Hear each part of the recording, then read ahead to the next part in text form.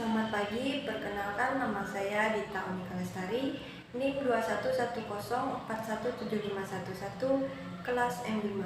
Pada kesempatan kali ini, saya akan mempresentasikan manajemen operasi 1. Pertanyaan 1. Jelaskan definisi manajemen operasi. Untuk mengetahui pengertian dari manajemen operasi, kita bisa memulai dengan memahami arti dari setiap kata penyusunnya, yaitu manajemen dan operasi. Manajemen merupakan proses untuk meraih tujuan organisasi secara efektif dan efisien dengan memanfaatkan sumber daya yang ada. Dalam manajemen terdapat 5 kata kunci yang selalu disebut-sebut atau yang selalu digunakan, yaitu proses, tujuan, orang, efektif, dan efisien. Sedangkan operasi merupakan aktivitas untuk menghasilkan produk, baik barang maupun jasa. Jadi, definisi manajemen operasi adalah serangkaian aktivitas yang menghasilkan nilai dalam bentuk produk dan jasa dengan cara mentransformasikan input menjadi output. Kemudian, ada juga pendapat lain mengenai definisi manajemen operasi yang dikemukakan oleh Chess dan Jacobs, bahwa manajemen operasi ialah proses untuk menghasilkan produk secara efektif dan efisien melalui pendayagunaan sumber daya yang dimiliki oleh organisasi. 2. Jelaskan peran manajemen operasi dalam organisasi berdasarkan integrasinya dengan bidang pemasaran, keuangan, dan fungsi pendukung lainnya. Hubungan sirkular menjelaskan tentang pentingnya koordinasi antara 3 fungsi-fungsi utama dalam bisnis, yaitu fungsi operasi, fungsi pemasaran, dan juga fungsi keuangan. Hubungan ini memberikan arahan bagi bisnis secara keseluruhan dan harus diselaraskan dengan tujuan strategis yang sama dari perspektif eksternal. Fungsi keuangan menghasilkan sumber daya modal dan dana dari investor maupun penjual barang atau jasa di pasar. Berdasarkan strategi bisnis, fungsi keuangan dan operasi memutuskan bagaimana menginvestasikan sumber daya yang didapatkan tersebut dan mengubahnya menjadi aset fisik dan input material. Kemudian, fungsi operasi mengubah material tersebut menjadi output berupa produk dan layanan. Output tersebut harus sesuai dengan karakteristik yang ada yang dapat dijual di pasar yang telah ditentukan oleh bagian pemasaran. Bagian atau fungsi pemasaran bertanggung jawab untuk menghasilkan pendapatan penjualan dari output yang dihasilkan, yang menjadi pengembalian bagi investor dan modal untuk mendukung proses operasi selanjutnya. Kemudian, fungsi akuntansi, sistem informasi, sumber daya manusia, dan teknik membuat perusahaan lengkap dengan memberikan informasi penting, layanan, dan juga dukungan manajerial lainnya. Fungsi-fungsi ini harus saling terintegrasi dan mengejar atau mengarah pada tujuan yang sama. Keberhasilan perusahaan tergantung pada seberapa baik mereka mampu mengintegrasikan seluruh fungsi-fungsi yang ada di dalamnya. Tidak ada bagian dari fungsi-fungsi ini yang dapat dihentikan tanpa kehilangan efektivitas dan terlepas dari bagaimana departemen dan fungsi dikelola. Secara individu, fungsi-fungsi selalu dihubungkan melalui sebuah proses. 3. Jelaskan perbedaan antara konsumen eksternal dan internal, supplier eksternal dan internal. Konsumen eksternal merupakan konsumen akhir yang menggunakan produk atau layanan yang dihasilkan oleh sebuah perusahaan. Konsumen akhir ini dapat berupa individu maupun lembaga-lembaga tertentu dan juga pengecer. Sedangkan konsumen internal merupakan karyawan yang mengandalkan input dari karyawan lain atau proses lainnya dalam sebuah perusahaan untuk melakukan pekerjaan mereka. Contoh, karyawan A baru bisa mengerjakan tugasnya setelah mendapatkan input dari karyawan B. Kemudian, supplier eksternal merupakan bisnis atau individu yang menyediakan sumber daya layanan, produk, serta bahan baku untuk kebutuhan jangka pendek maupun jangka panjang perusahaan.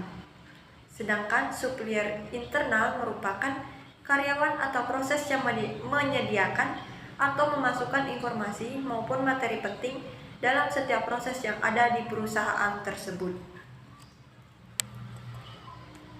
4. Jelaskan perbedaan proses operasi di perusahaan manufaktur dan jasa.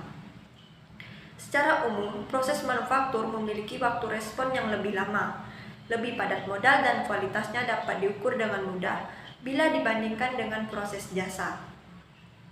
Perbedaan utama dari kedua proses ini adalah tingkat interaksi dengan pelanggan, di mana untuk proses jasa atau layanan cenderung memiliki tingkat interaksi dengan pelanggan yang lebih tinggi bila dibandingkan dengan proses manufaktur.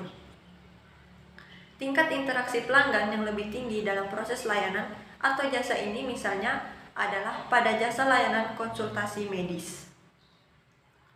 Kemudian untuk proses manufaktur interaksi dengan pelanggan cenderung lebih sedikit karena untuk membuat sebuah proyek manufaktur, perusahaan tidak harus bertemu dengan semua pelanggannya atau bertemu dengan pelanggan tertentu karena mereka cenderung menangkap keinginan dan kebutuhan pelanggan secara global atau secara keseluruhan.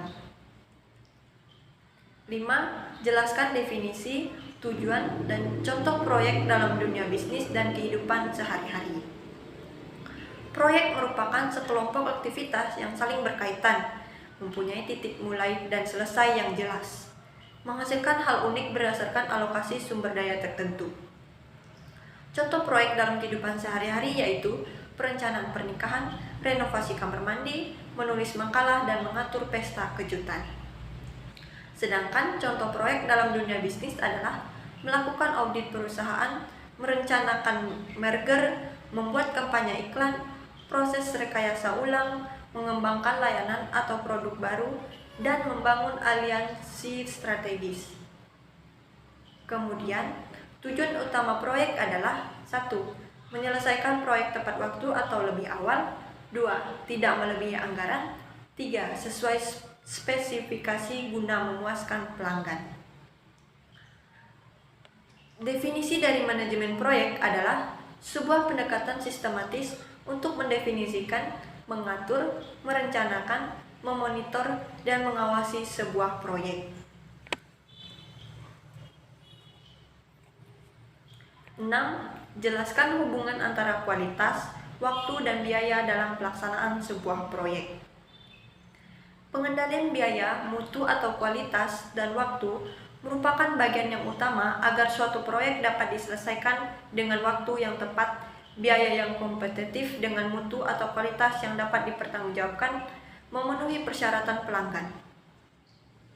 Proses pengendalian hasil pekerjaan merupakan persyaratan standar yang mencakup uraian, karakteristik, hasil pekerjaan prosedur, dan instruksi kerja penggunaan peralatan yang sesuai. Peralatan ukur yang dikalibrasi pelaksanaan, pengukuran dan pemantauan, penyerahan dan pemeliharaan proyek. Pengendalian biaya, mutu atau kualitas, dan waktu merupakan lingkup utama seorang pelaksana dalam menjalankan pelaksanaan pekerjaan, guna diperoleh hasil yang memuaskan bagi pengguna jasa sesuai ketentuan dan persyaratan dalam spesifikasi teknik. Dalam pekerjaan konstruksi, diperlukan suatu mekanisme manajemen dan mekanisme pengendalian guna mencapai efisien penyelenggaraan proyek tepat waktu, biaya, dan mutu atau kualitas yang mencakup aspek teknik dan administratif. 7. Jelaskan kurva project life cycle. Siklus proyek atau lebih dikenal dengan nama project life cycle merupakan tahapan yang dilalui proyek mulai dari inisiasi sampai tahap akhir. Setiap proyek memiliki ukuran dan tolak ukur tertentu. Fase inisiasi pada siklus hidup proyek. Fase inisiasi atau seleksi ialah fase di mana kita memulai proses berupa identifikasi masalah, situasi fakta, dan analisis kasus. Pada tahap ini biasa dilakukan survei untuk yang mengidentifikasi kondisi bisnis secara faktual beserta pilihan dari solusi yang direkomendasikan. Pada fase ini, studi kelayakan dilakukan guna menyelidiki apakah setiap pilihan yang ada sudah sesuai dengan tujuan dari proyek atau belum. Setelah itu, barulah ditentukan solusi akhirnya. Secara umum, langkah diambil dalam tahap inisiasi ialah sebagai berikut. 1. Mengidentifikasi kebutuhan proyek. 2. Analisa kelayakan proyek. 3. Penetapan keputusan terkait pembuatan atau pembelian dalam proyek. 4. Perencanaan anggaran.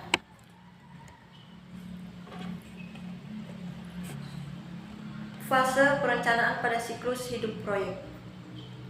Fase perencanaan atau planning adalah fase di mana solusi proyek dari fase inisiasi dikembangkan secara lebih rinci.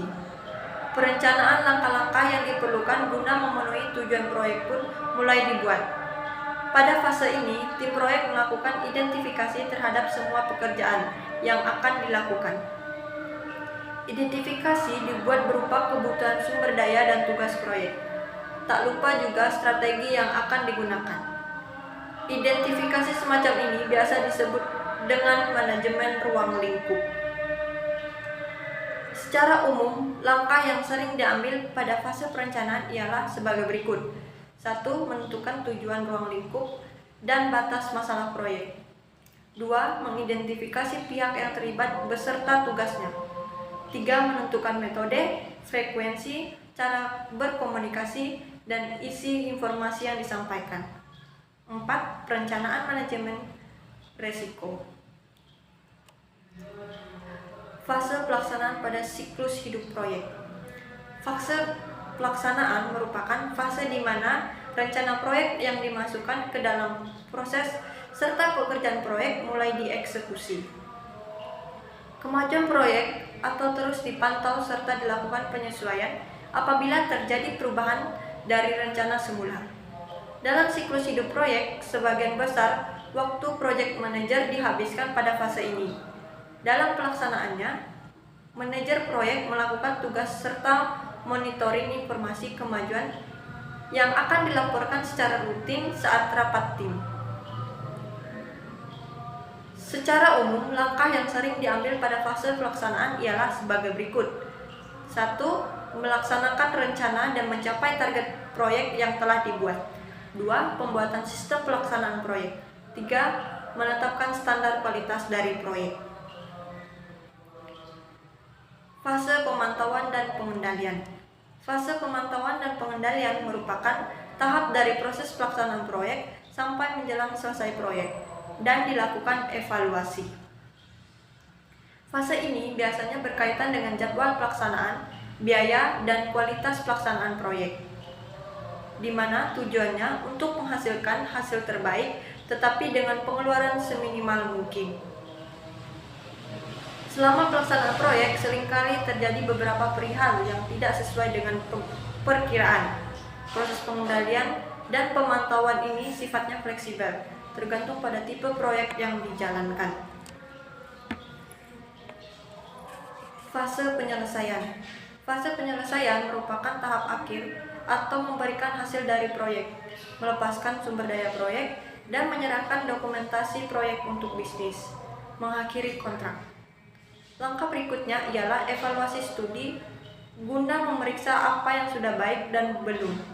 Dengan jenis analisa ini, pengalaman dan evaluasi ditransfer kepada organisasi proyek. Hasil dari evaluasi ini akan dijadikan acuan untuk proyek masa depan atau pengembangannya agar lebih baik lagi. Fase yang diambil paling banyak sumber daya adalah fase eksekusi. Di fase ini, manajer fokus pada aktivitas yang berkaitan dengan kiriman. Jadwal proyek menjadi sangat penting karena menunjukkan kapan setiap sumber daya yang dikhususkan untuk suatu kegiatan akan dibutuhkan. Memantau kemajuan kegiatan di seluruh proyek penting untuk menghindari potensi kelebihan sumber daya.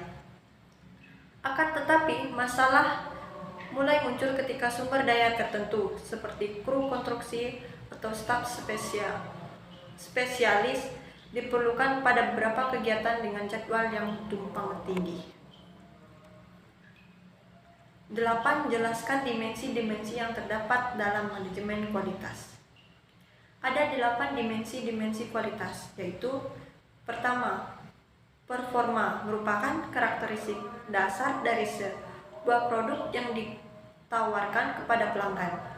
Sebagai contoh, sabun cuci piring merek A bisa menghilangkan noda minyak membandel atau lemak yang menempel pada peralatan makan. 2. Fitur merupakan karakteristik tambahan yang ada pada sebuah produk. Sebagai contoh, kembali lagi ke contoh nomor 1, yaitu sabun cuci piring merek A. Ketika digunakan, sabun tersebut bisa menghilangkan lemak-lemak yang ada di peralatan masak atau tempat makan kita. Selain bisa menghilangkan lemak, ternyata sabun cuci piring tersebut baunya juga harum dan lembut di tangan, sehingga tidak membuat tangan mengelupas setelah kita mencuci piring.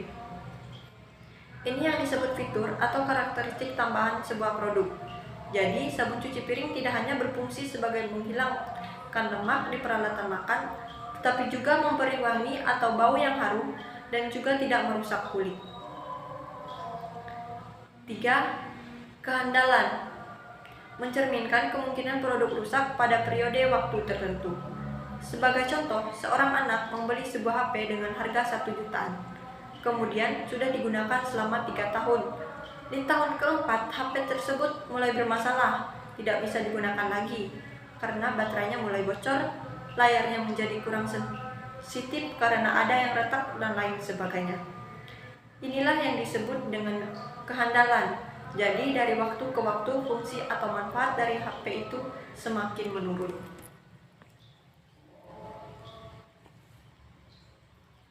Keempat, kesesuaian merupakan tingkat kesesuaian produk yang dihasilkan dengan spesifikasi yang direncanakan.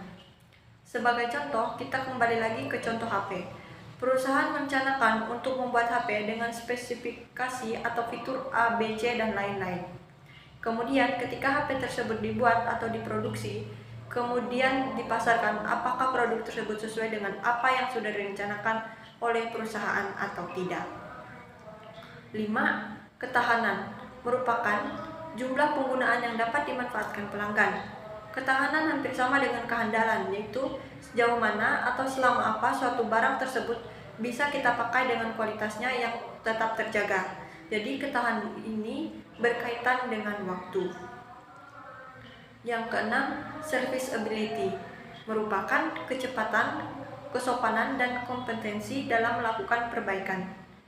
Serviceability kaitannya ketika kita mengajukan atau mengklaim garansi dari produk yang kita punya.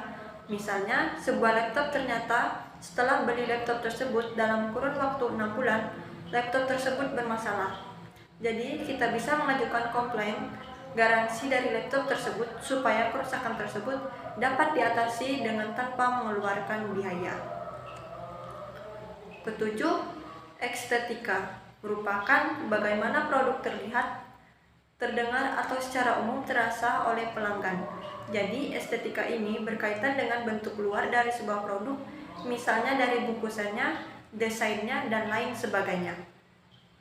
Estetika ini berkaitan dengan apa yang bisa dilihat oleh pelanggan atau konsumen. 8. Kualitas yang dipersepsikan merupakan persepsi yang dimiliki pelanggan saat membandingkan produk satu dengan produk yang lainnya. Sebagai contoh, HP merek A dan merek B dalam persepsi pelanggan atau bayangannya, HP merek A lebih bagus daripada merek B. Padahal kenyataannya tidak selalu demikian. Jadi, persepsi ini berkaitan dengan perbandingan. Demikian presentasi dari saya. Jika ada kesalahan, mohon maaf. Terima kasih.